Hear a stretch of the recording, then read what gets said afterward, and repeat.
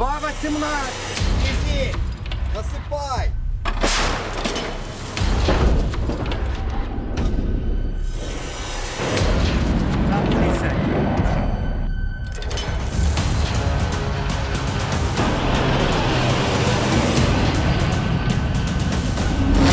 America के राष्ट्रपति Donald Trump ने रूस यूक्रेन युद्ध को लेकर सबसे बड़ा ऐलान किया। ट्रंप का दावा है कि यूक्रेन के राष्ट्रपति वोलोदिमीर जेलेंस्की युद्ध में शांति के लिए तैयार हो गए हैं। ट्रंप ने बुधवार को अपने संबोधन के दौरान कहा कि हमें जेलेंस्की का एक पत्र मिला जिसमें जेलेंस्की ने युद्ध में शांति के लिए तैयार होने की बात कही है। ट्रंप का यह दावा कुछ दिनों पहले ओवल ऑफिस में जेलेंस्की के साथ हुई तीखी बहस के बाद आया। दरअसल 28 फरवरी को ओवल ऑफिस में ट्रंप और जेलेंस्की की तीखी बहस हुई थी, जिसके बाद पूरी दुनिया समझ गई कि अब जेलेंस्की की हार फाइनल। लेकिन फिर 2 मार्च को लंदन समिट में जेलेंस्की को यूरोप का पूरा साथ मिल गया। लेकिन अगले दिन 3 मार्च को ही अमेरिका ने बड़ा फैसला लिया, जिससे यूक्रेन को झटका लगा।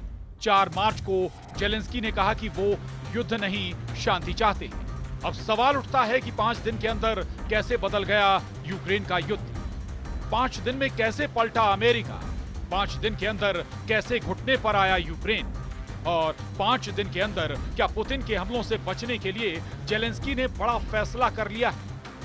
दरअसल 3 मार्च को अमेरिका ने यूक्रेन को सप्लाई होने वाले हर हथियार की डिलीवरी पर ब्रेक लगा दी और ट्रंप ने बताया जेलेंस्की शांति नहीं चाहते, जिसके बाद यूक्रेन का फौरन रिएक्शन आया और शांति की बात कही।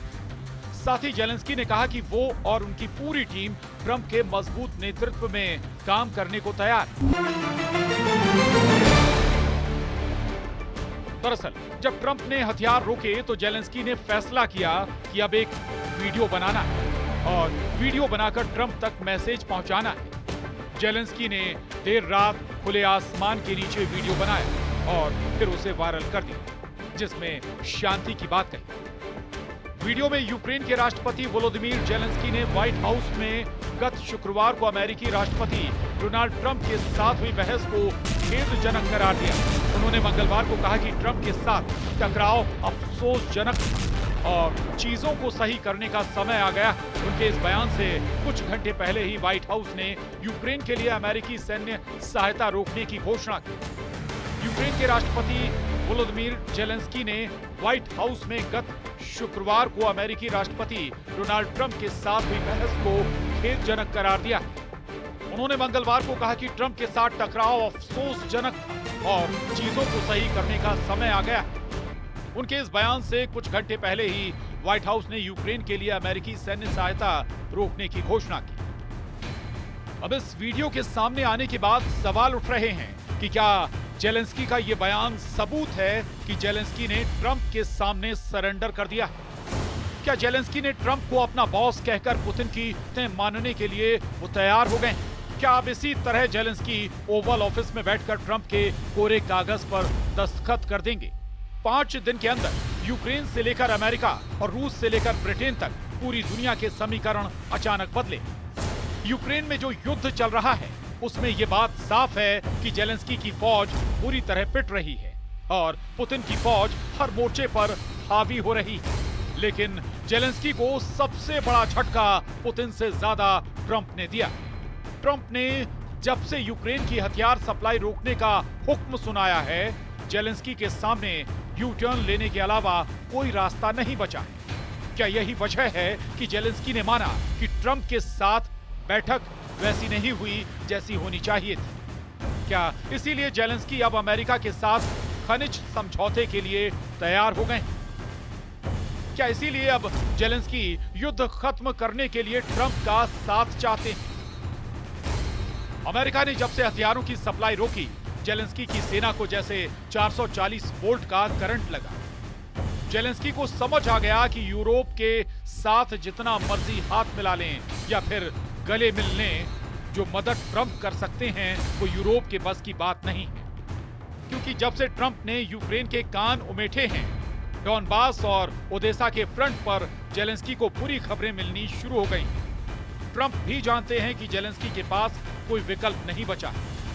अमेरिका के बिना युद्ध लड़ना उनके लिए नामुमकिन है और अमेरिका के साथ मिलकर सरेंडर करना एक ऐसा रास्ता है जहां पुतिन के सामने बेइज्जती कम महसूस होगी।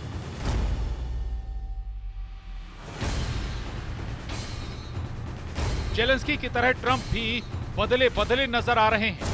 तो क्या यूक्रेन फौरन हथियार डाल देगा? यूक्रेन के मोर्चे पर लड़ाई फौरन खत्म नहीं होगी।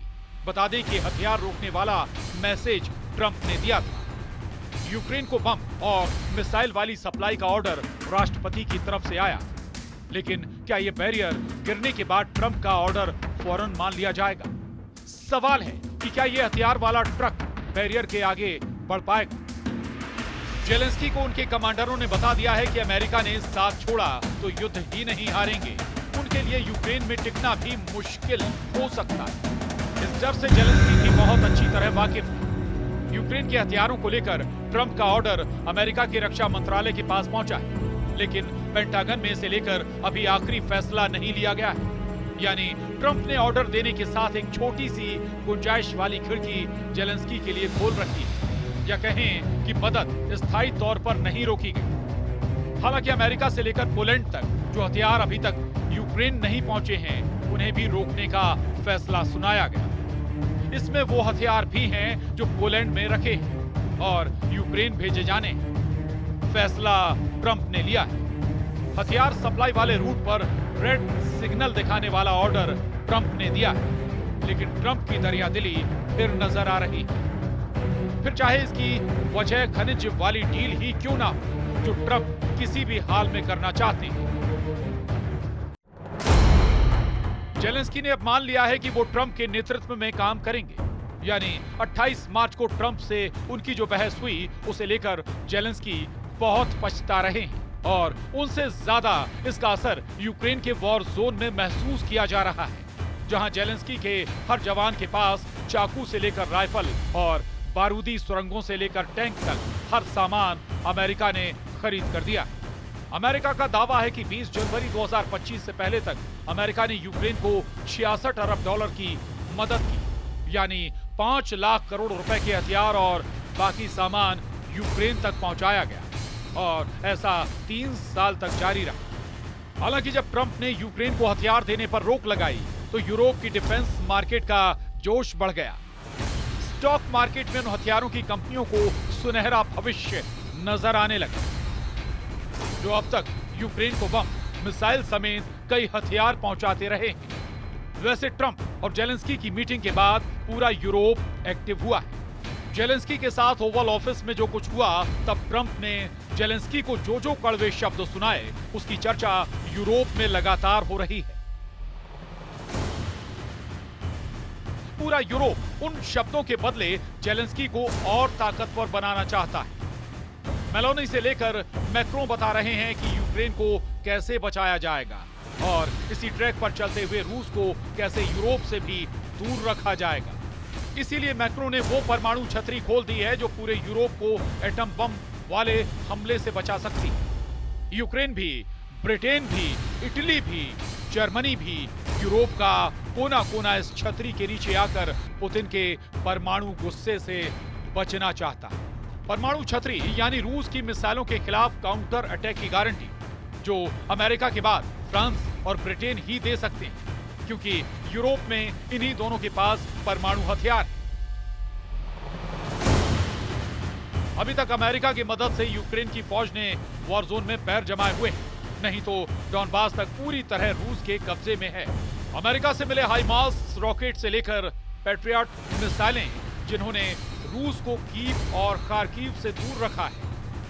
वहीं एब्रम्स टैंक से लेकर F-16 फाइटर जेट भी अमेरिका के दखल पर यूक्रेन तक पहुंचे।